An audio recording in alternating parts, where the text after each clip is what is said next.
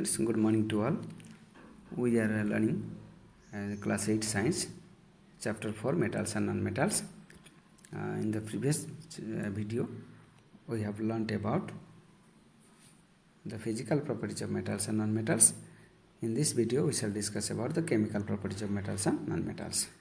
Chemical properties, that means how do the metal or non-metal they react with oxygen, how do they react with water, how do they react with acid and bases, and what are their products, and depending upon their products the metals and non-metals can be distinguished. तो इसमें हम लोग देखेंगे reaction of the metal and non metal with oxygen.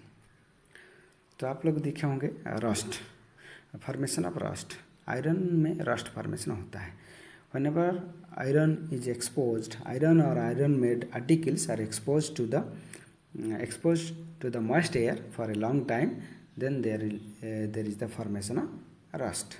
ये iron का material कभी कभी बाहर में बहुत दिन तक पड़ा रहता है, तो मॉइस्ट एयर के साथ, मॉइस्ट एयर मतलब air containing water vapour, water vapour के साथ ऑक्सीजन के साथ आयरन रिएक्ट करने के बाद इनका चारों तरफ एक डल कोटिंग बनाता है. So that dull coat is nothing but this is the rust of iron.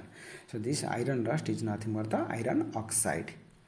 अब कभी कभी आप लोग क्लास 7 में देखे होंगे, हम लोग एक एक्टिविटी किए थे, मैग्नीशियम रिबन को जब जलाए थे तो उस समय क्या फॉर्मेशन हुआ था, कुछ पाउडरी आसेस फॉर्मेशन हुआ था, पाउडरी वाइट कलर का पाउडर का राख फॉर्मेशन हुआ था. वो जो फॉर्मेशन हुआ था मैग्नीशियम ऑक्साइड ही था.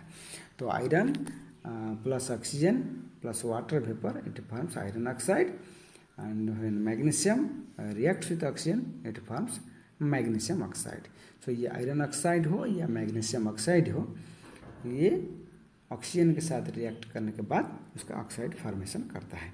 ये कोई मेटल का ऑक्साइड में जब हम लोग पानी में मेटल ऑक्साइड को पानी में घोल बनाते हैं या उसका सॉल्यूशन बनाते हैं, उसका नेचर क्या होता है, इसको जानकारी करने के लिए एक एक्टिविटी दिया गया है. 4.3 एक्टिविटी आपका किताब में देखिए. पहले ये एक्टिविटी करने के लिए क्या क्या हमको लेना पड़ेगा, आयरन रस्ट को कलेक्ट करना पड़ेगा, वाटर लेना पड़ेगा, एक टेस्ट ट्यूब लेना पड़ेगा, एक वॉच ग्लास लेना पड़ेगा, एंड तुम्हारा लिटमस पेपर लेना पड़ेगा, blue and red litmus paper. सबसे पहले आयरन रस्ट को कलेक्ट कीजिए. और आयरन रस्ट को ये देखिए यहाँ के दिया गया है आपके पास आयरन रस्ट. आयरन रस्ट को वॉच ग्लास में कलेक्ट करके रखिए.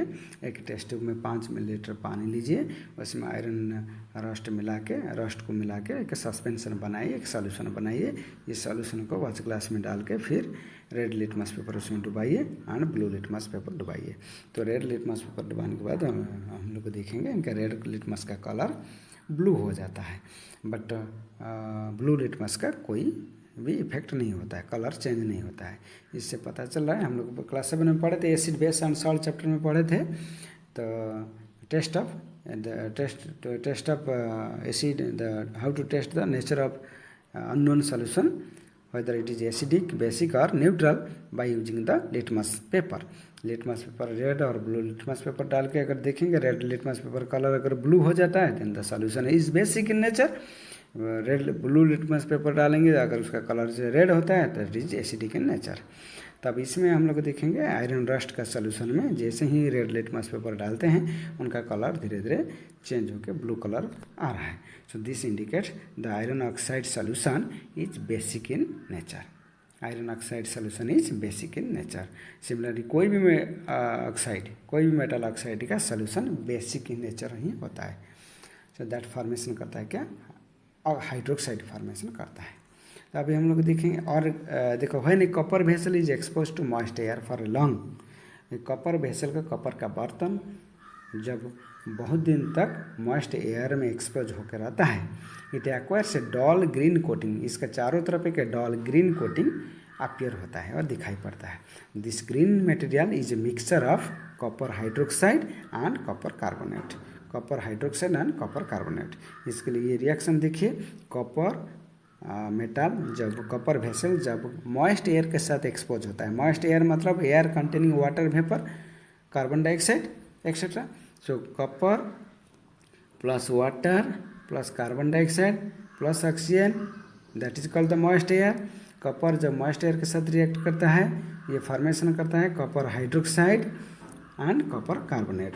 So the mixture of copper hydroxide, the mixture of copper hydroxide and copper carbonate is called the mixture of copper hydroxide and copper carbonate gives the green appearance of the metal vessel. ये copper vessel का green appearance देता है. तो और एक देखिए अभी burning of magnesium ribbon. The ash obtain on burning of magnesium ribbon is dissolve in water and tested for its acidic और बेसिक नेचर. तो इसमें याद रखना है जब हम लोग क्या करते हैं कोई ऑक्साइड का solution, oxides of magnesium is also basic in nature. Oxide का सॉल्यूशन, ऑक्साइड का मतलब मेटल ऑक्साइड का. So all metal oxide solutions are basic in nature. जितने सारे मेटल ऑक्साइड हैं, मेटल ऑक्सीजन के साथ रिएक्ट करने के बाद उसका मेटल ऑक्साइड फॉर्मेशन होता है. तो मेटल ऑक्साइड जब पानी में घोल बनता है उसको मेटल हाइड्रोक्साइड फॉर्मेशन हो जा रहा है. तो दिस मेटल हाइड्रोक्साइड्स जब हम लोग टेस्ट करते हैं उनका नेचर बेसिक ही पता चलता है. सो याद रखना है all metal oxides are basic in nature. ठीक है. अब हम लोग देखेंगे reaction of non metals with oxygen. Oxygen के साथ नॉन मेटल कैसे रिएक्शन करता है. इसके लिए एक छोटा सा एक्टिविटी आप देखिए. नॉन मेटल हो सकता है तुम्हारा कोल है, सल्फर है, फास्फोरस है, हाइड्रोजन है, ऑक्सीजन है. So these are the non metals. तो ये एक्टिविटी में हम लोग को दिया गया है कि कुछ अमाउंट ऑफ सल्फर को लेंगे.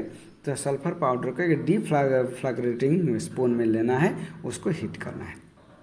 डीप फ्लैग्रेटिंग स्पून मतलब क्या चाहिए, एक स्पून है, लंबा स्पून है जिसको यूज करते हैं किसके लिए, हीट करने के लिए. और वहाँ एक फ्लेम भी आता है.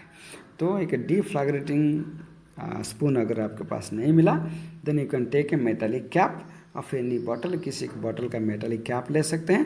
Rap a metallic wire around it and give it in the shape given in the figure 4.4. ये 4.4 फिगर में आप देखिए एक इसमें कैसे शेप है.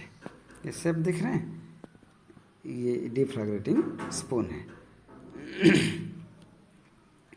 अब देखिए आज सुना है सल्फर को लीजिए, ये कप में सल्फर को लीजिए कैप में. लेने के बाद कब इसको जलाइए. जलाने के बाद हाँ इसमें क्या करेंगे, as soon as the sulfur starts burning introduce the spoon into a gas jar और गैस टम्बलर. जैसे ही सल्फर ये इम्प्रोवाइज डिफ्लैग्रेटिंग स्पून के अंदर सल्फर रखेंगे जलेगा. जैसे ही जलेगा सल्फर इसको तुरंत इसके अंदर एक गैस जार और ग्लास टम्बलर के अंदर इसको डाल देंगे. Cover the tumbler with a lid to ensure that the gas produce does not escape. मतलब ये जैसे ही सल्फर को जलाएंगे, एयर में जलाएंगे, जलाने के बाद इसको तुरंत ये गैस जार के अंदर उसको डाल देंगे और उसका माउथ को क्या करेंगे, एक ढक्कन के द्वारा तुरंत उसको बंद कर देंगे. आफ्टर सम टाइम उसको क्या करते हैं, इसका लीड को हटा देंगे और डिफ्लैग्रेटिंग स्पून को बाहर निकालेंगे. निकालने के बाद उसमें we have to add a small quantity of water. इसमें जो गैस था इसमें थोड़ा सा वो पानी मिला के टम्बलर को बढ़िया से हिलाएंगे क्विकली. बढ़िया टम्बलर का माउथ को फिर बंद करके बढ़िया से हिलाएंगे. Shake the tumbler well and check the solution with red and blue litmus solution और red and blue litmus paper. Red और ब्लू लिटमस पेपर लेके उसका सोल्यूशन को लेके हम लोग क्या करेंगे, फिर टेस्ट करेंगे. इसमें समझ में आया. मतलब सल्फर को लेके जलाएंगे. सल्फर को जलाने के बाद तुरंत उसका जो गैस निकलता होगा उसी समय ये ग्लास टम्बलर का अंदर जला हुआ सल्फर, जलते हुए सल्फर को डालेंगे. उसका माउथ को तुरंत ढक देंगे, गैस जार का माउथ को. कुछ देर के बाद ये फिर माउथ ढक्कन हटा के ये तुम्हारा डिफ्लैग्रेटिंग स्पून को हटा देंगे और उसका माउथ को बंद करके उसका अंदर थोड़ा सा पानी मिला के गैस जार या ग्लास टम्बलर को बढ़िया ढंग से हिलाएंगे, शेक करेंगे. जैसे उसमें वाटर के साथ वो गैस मिक्स हो जाएगा. जो सल्फर जला था उसका अंदर जो फॉर्मेशन हुआ था जो gas, that gas is nothing but the sulphur oxide. Sulphur burns in presence of oxygen to form sulphur oxide. ये सल्फर ऑक्साइड अभी वाटर के साथ मिलके सल्फरस एसिड बनाएगा।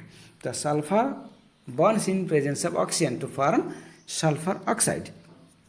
तो sulphur oxide, so similarly carbon bonds in presence of oxygen to form carbon oxide, nitrogen bonds in oxygen that forms nitrogen oxide। so non metal जब oxygen के presence में चलता है वो उनका करस्पॉन्डिंग ऑक्साइड फॉर्मेशन करता है। या नॉन मेटल का ऑक्साइड वाटर के साथ डिजल्व होता है तो उसमें जो कंपाउंड फॉर्मेशन होता है that is called the acid, corresponding acid formation होता है। सल्फर ऑक्साइड वाटर के साथ मिलने के बाद बन जाएगा सल्फरस एसिड। ये सल्फरस एसिड को सॉल्यूशन को हम लोग लिटमस पेपर के साथ जब टेस्ट करेंगे तो you will find the blue litmus will turn into a red colour. When the solution turns blue litmus to red colour then the nature of the solution is acidic। so here we confirm that, here we see that non-metal oxide dissolve in water to form acid। so see here Meta एक table दिया गया है आपके सामने, एक table दिया गया है। तो मेटल्स और non metals in acids and bases. तो एसिड और बेस में कौन सा मेटल हो या नॉन मेटल है तो हम लोग को देखेंगे। नेम ऑफ द बेस, ये बेस का नाम दिया गया है यहाँ। इसमें ये बेस में कौन सा मेटल है। इधर name of the acid, acid में कौन सा नॉन मेटल है देखेंगे। नंबर 1 में देखिए कैल्शियम हाइड्रोक्साइड। तो कैल्शियम हाइड्रोक्साइड में जो मेटल है that metal is calcium. Second में देखिए magnesium hydroxide. So this is the base. Magnesium hydroxide contains the metal magnesium. Aluminium hydroxide contains the metal aluminium. Sodium hydroxide it contains sodium metal. Similarly potassium hydroxide this is a base which contains the metal potassium. So याद रखना जितने सब hydroxide है metal hydroxides these are the bases, उसमें corresponding metal present होता है।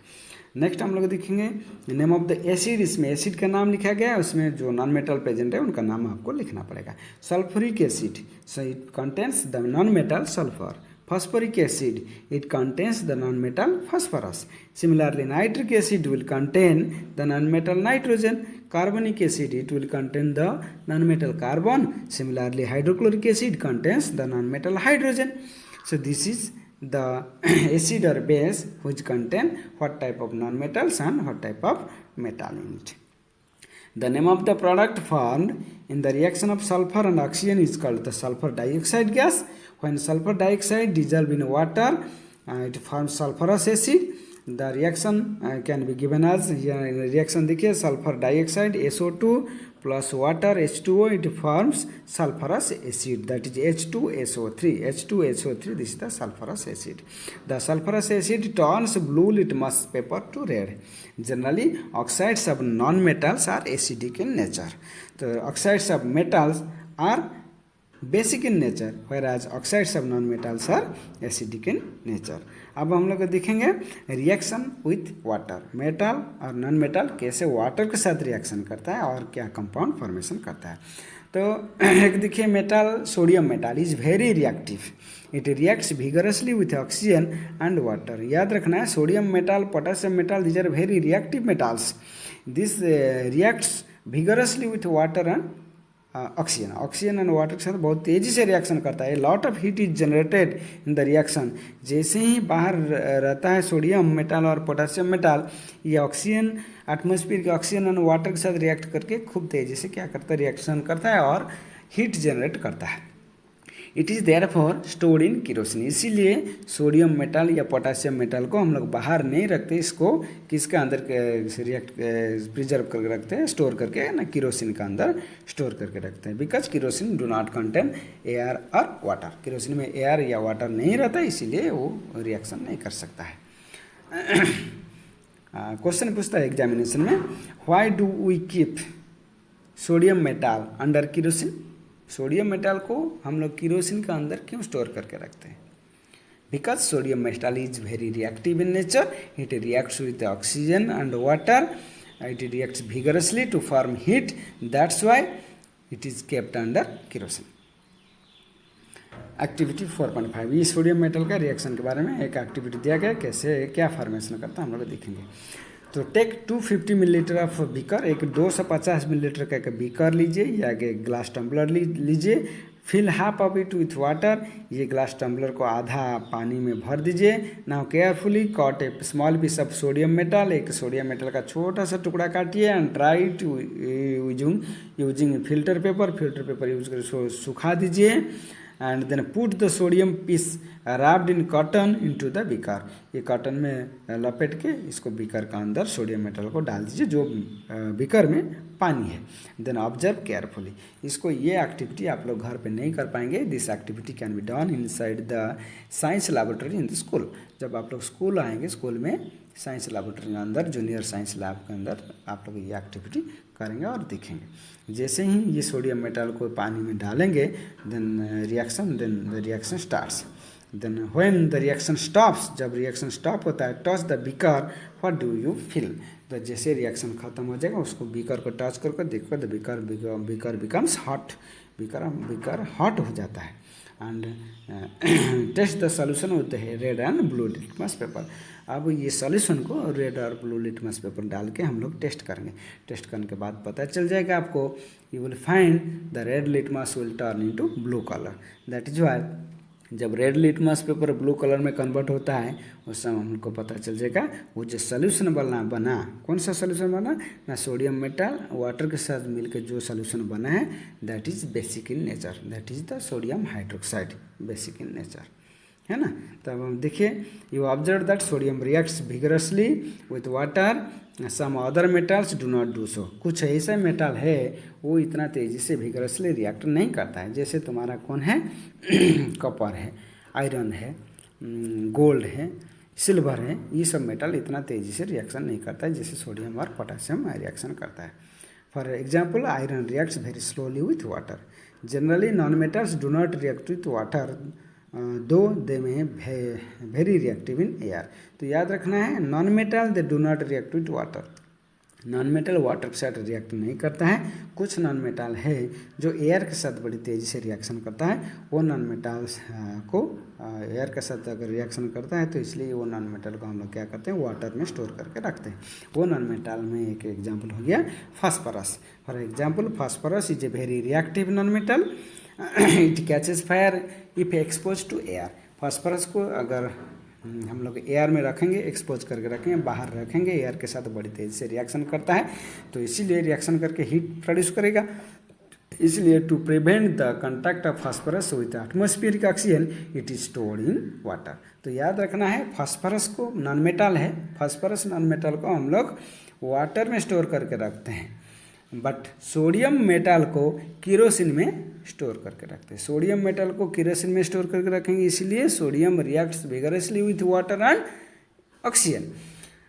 But here phosphorus non metal vigorously react with oxygen, atmospheric oxygen. Atmospheric oxygen के साथ बहुत तेज़ी से रिएक्शन करता है, तो इसीलिए इसको हम लोग क्या करते हैं ना, फास्फोरस नॉन मेटल को पानी में स्टोर करके रखते हैं।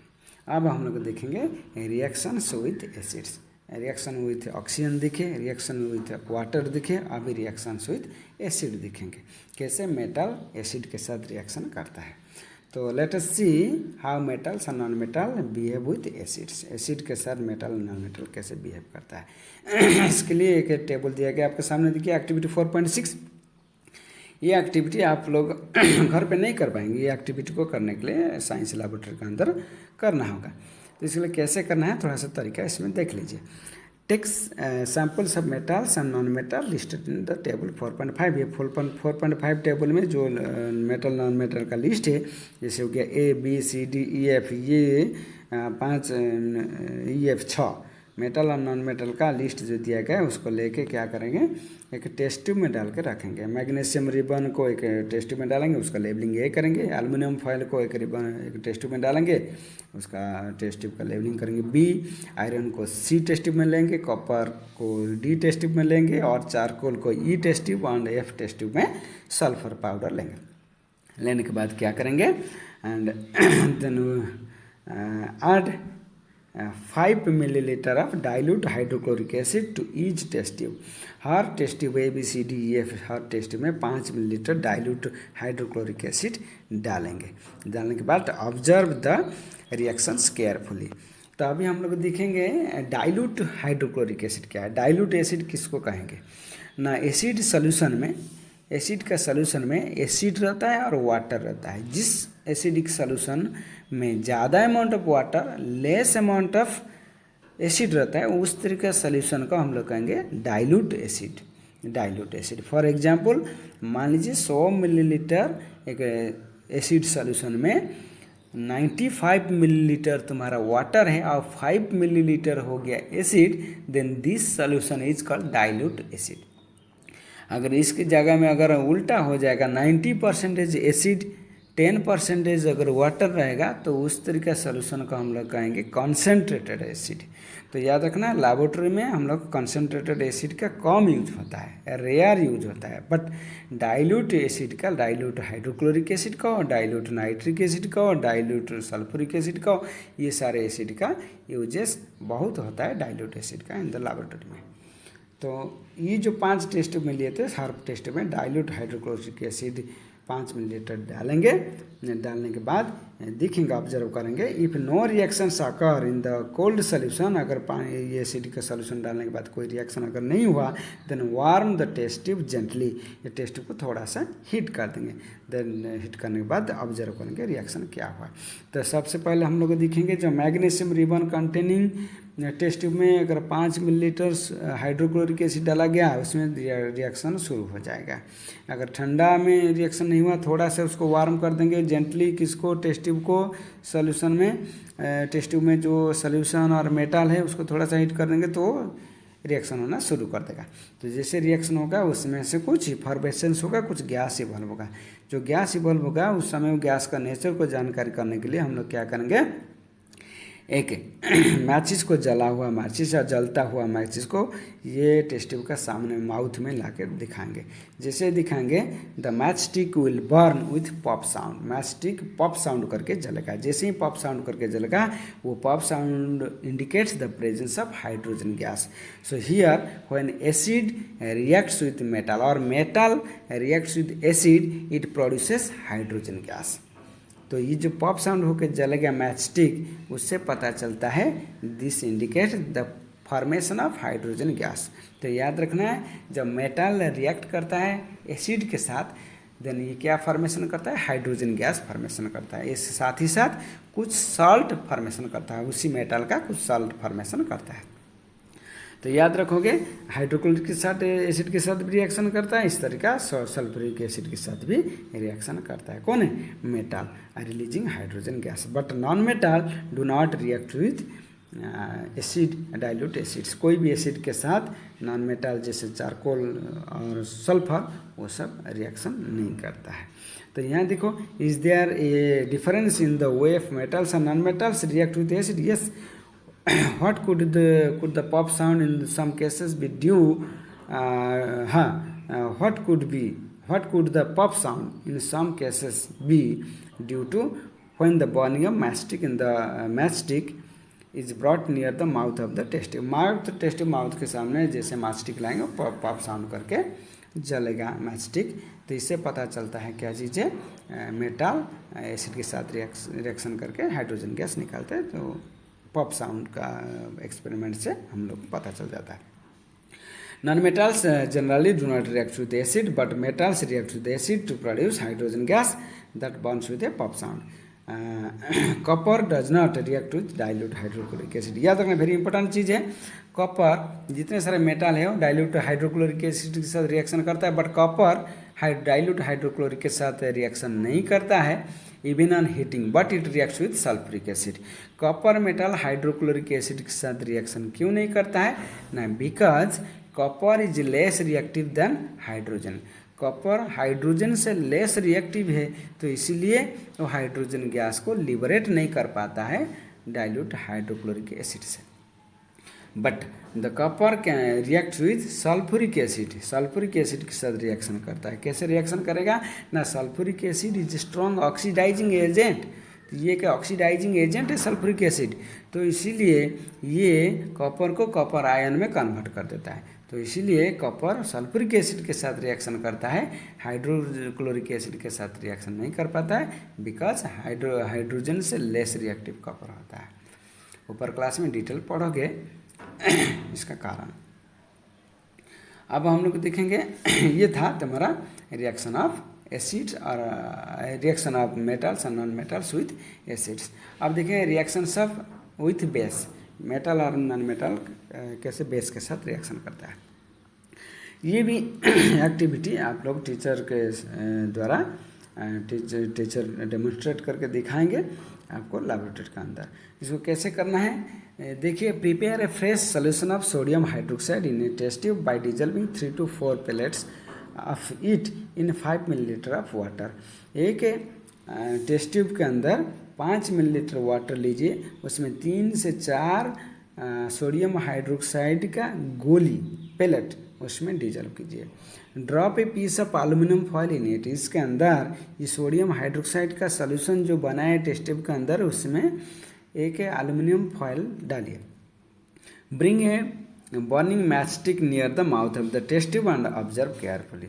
जैसे एसिड के साथ रिएक्शन किए थे similarly hydrogen sodium hydroxide base preparation करेंगे।